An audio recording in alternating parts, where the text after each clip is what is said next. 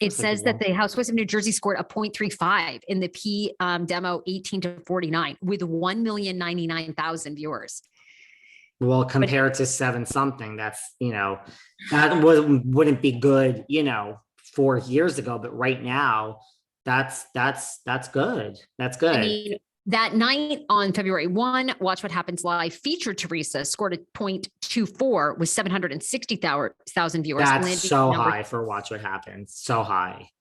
Landing in the number 7 spot. Watch What Happens sometimes gets like 300,000 viewers. Really, no joke.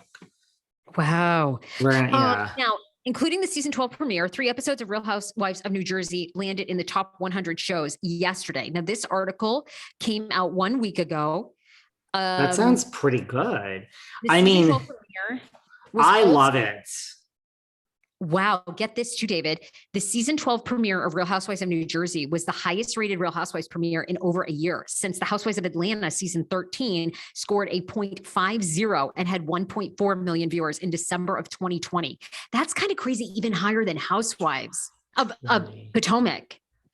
2020. Wow. I believe that. No, I think it's, there's something about, what it is? It's like, now Atlanta too, Atlanta, Dallas, the OC, Potomac even, it's all like normal. Like, it's like a different city. They have their own drama. Yes, Candace is certainly Candace, but like there's something about New Jersey that just like the stakes are high. Like, and look, there are different production companies, but the way that it's edited, where they play, like the music they play is scary. It's like scary music. Like you really think like Teresa is going to punch someone in the fucking face, like duck for cover. I think this is why my Patreon recaps with Kim D every weekend are so popular, because Kim in that Jersey accent, she's like, I don't give a fuck. I'll tell you what's going on and this and that. And like, I just think people are like there's something about Jersey, especially if you're not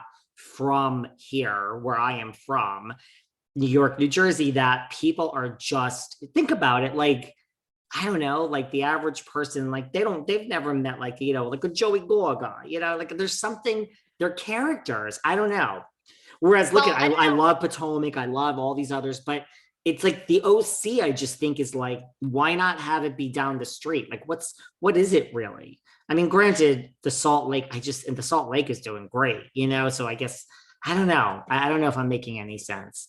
We love Jersey Shore. There's something about Jersey people love. I will say this. I feel like for New Jersey, there's also a level of like, how do I say this? Almost like mob appeal. Mm-hmm. I mean, really, when we used to have, I was obsessed with her, the Manzos. When the Manzos were on, there were always, and of course they vehemently, I mean, denied.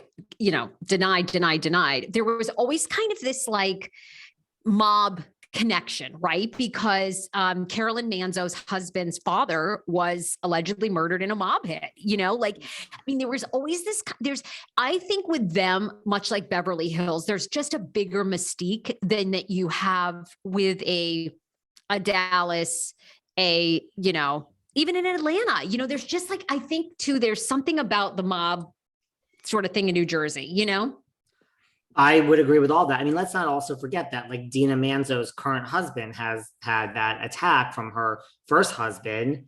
That was mob. And I mean, she's writing a book. I mean, she's open and talking about it. I mean, like Kim D, my good friend. I mean, when she says she plays with the big boys, let's just say that she ain't kidding.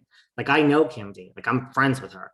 Like, I mean, she ain't right. Like Sarah's don't come over here. Don't right. Like, I'm a little white girl from Maine. Do you want to hear a story? Do you want to hear a story? You better believe it. Just keep my name out of it. Here's a story. It's like, so Kim has her fashion show, right? Okay. And I go and everything. And most of the people in the room, just let's make a long story short. I had a Louis Vuitton bag. Okay. I have lots of Louis because I like Louis, and that just is what it is. And, fine. But it's like, the people in the room. So like, I didn't put the Louis in the next room, in the back, on the floor. It wasn't with me. It was in the corner. And, of course, I like to have my martinis, as do we all. So at the end of the night, I go to get the Louis, and the Louis ain't there.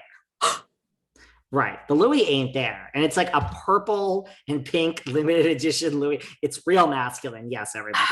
But the point is the Louis ain't there. So like I go and it's right. And as soon as we're like, we take a minute, because everyone's left at this point. I'm like, oh, I know. Then like my friend over here is like, oh, well, there was a table. We didn't really know. And she was like, well, that girl kept it.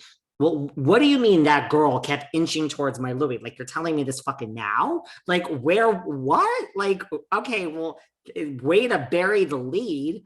Well, once she said this, I was like, oh, she 100% stole my Louis, 100%, because we didn't know her.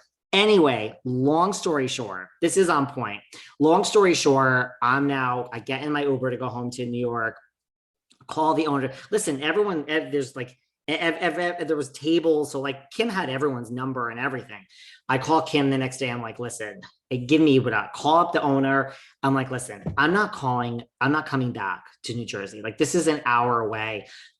Hold your phone up to this surveillance video. I'm positive I know who did it. The guy's like, that's going to take a long time. I'm like, listen, I'm going to give you a free ad on my podcast. When in doubt, Sarah, just offer free ads on the podcast. This shit costs money. And all these listeners are like, please don't offer anyone any ads, David. We fucking hate your ads. But hey, no more ads, David. Go to Patreon for ad free. But the guy's like, oh, free ad. I'm like, yeah, listen, this is how much the shit costs. I'm going to give this shit. You get me that bag back and I'll give you ads. I'll blow you, whatever the fuck you want. So we're watching the video because he's like, I'm not going to hold the phone up. That's going to take like hours. I'm like, no, it's not. I know who it is, blah, blah, blah. He holds the phone up. The girl starts over from the left corner a little bit. And then as we're watching, the owner screaming, oh my God, she's getting closer. I'm like, I told you. Sure enough, she picks up the bag, puts it under. This is a big Louis Vuitton, heads out. Anyway, he's like, I'm sending you the clip of the video with her. Great. I call up over there, fucking Kim D. And I'm like, just like I fucking said, right? Because I'm like, you're over here defending this. I'm like, just like I said, Kim, don't think I'm afraid of fucking my friend Kim. I'm like, here it is. And so I'm like, you better fucking, she's like, let me call this girl. So she calls, I'm like, great. I'm glad you had a nice conversation. I'm like, you give me this girl's number right now. I called this girl up and I'm like, listen, and the owner was on the phone. This girl lives in Philadelphia. I'm like, I don't give a fuck where you live. I'm like, first of all, it's like 9 o'clock at night. I'm like, you need to get in your car right now and drive to New York City with the bag first. And I'm like, by the way, here's the video. Do you see yourself on the video? So in the morning, first of all, you're being arrested. Like FYI, this is over. I'm going to the police with the owner. I'm like, so you're getting arrested in like about 5 hours. You're literally arrested. But then I had another conversation with her, which I won't share here on air, but I explained to her, like, have you ever, like, did you look around the room of everyone who was in that room? And